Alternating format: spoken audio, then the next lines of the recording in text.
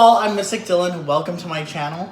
Here, you will hopefully gain some insight on the practice of witchcraft, magic, spell work, tarot cards, all things metaphysical. I'm going to teach you what I've learned, or I'm going to share with you what I've learned. Hopefully you enjoy. A little bit about myself. I've been practicing witchcraft well over 10 years. And when I was a little kid, I got this book on divination. So I kind of started learning there first. I was taught palm reading.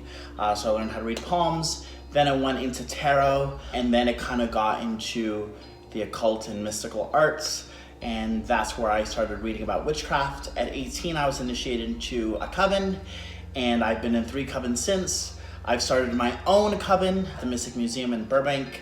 So I decided I'd share with you what I know. Thanks for stopping by, and let's learn some magic.